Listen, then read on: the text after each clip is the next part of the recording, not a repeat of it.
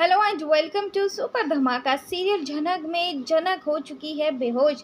जी हाँ दोस्तों, यहाँ पर जैसे ही पता चलता है कि जनक बेहोश हो चुकी है, उसी दौरान आदित्य और अनिरुद्ध भागे भागे जाते हैं। उसी दौरान यहाँ पर अनिरुद्ध देखता है कि किस तरह से आदित्य जनक के लिए इतना ज़्यादा पॉजेसिव हो रहा है कि उसे कुछ दिखाई नहीं दे रहा है। यहाँ पर आदित्य जनक को होश में लाने की पूरी कोशिश करता है, लेकिन उससे पहले जब आदित्य जनक को गोदी में उठाता है तो अनिरुद्ध का खून जल जाता है। अनिरुद्ध को ये बात ज़रा भी पसंद नहीं आती है कि जनक और आदित्य इतने करीब क्यों आ रहे हैं।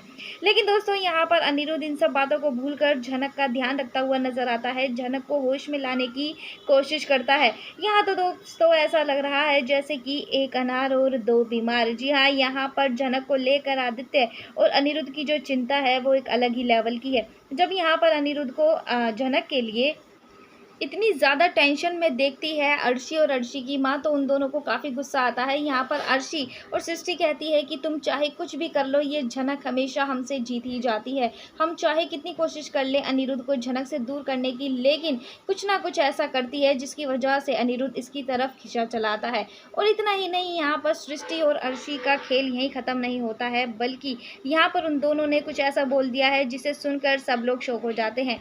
यहाँ पर सृष्टि कहती है कि ये लड़की आए दिन बेहोश होती रहती है, बीमार पड़ती रहती है, ना जाने क्या खाती है क्या पीती है। मुझे ऐसा लगता है कि इसने ड्रग्स लेनी शुरू कर दी है, जिसकी वजह से इसकी ये हालत हो रही है। कभी कुछ खाती है, कभी कुछ उल्टा सीधा पीती रहती है। यहाँ पर इतना सुनते ही आदित्य सृष्टि से कहता है कि अगर आप अच्छा नहीं बोल सकती तो कम से कम अपने मुंह से जहर मत निकालिए। यहाँ पर कुछ भी हो, जनक को फटाफट से हॉस्पिटल ले जाया जाता है, जिसमें आदित्य सबसे आगे रहता है। और ये बात अनिरुद्ध को जरा भी पसंद नहीं आती है कि जनक के लिए सिर्फ आदित्य ही हो चुका है। यहाँ पर बहुत जल्द जनक को होश आ जाता है और वो बताती है कि मैंने कुछ भी ऐसा उल्टा सीधा नहीं खाया है, बल्कि मेरी तबीयत खराब हो गई थी, जिसकी वजह से मैं चक्कर खा के गिर गई, मुझे वीकनेस महसूस हो रही थी। यहाँ पर अब आदित्य ने फैसला ले लिया है और वो कहता है कि जनक, अब तुम कहीं नहीं रहोगी, बल्कि मेरे ही घर पर रहोगी। मैं तुम्हें लेकर और तुम्हारी सेहत को लेकर कुछ भी रिस्क नहीं ले सकता, इसी वजह से अब मैंने फैसला लिया है कि तुम मेरे साथ मेरे ही घर पर रहोगी। ये सुनते ही अनिरुद्ध का गुस्सा 7वें आसमान पर चढ़ जाएगा। अब ये देखना इंटरेस्टिंग होने वाला है कि अनिरुद्ध अब क्या फैसला लेता है।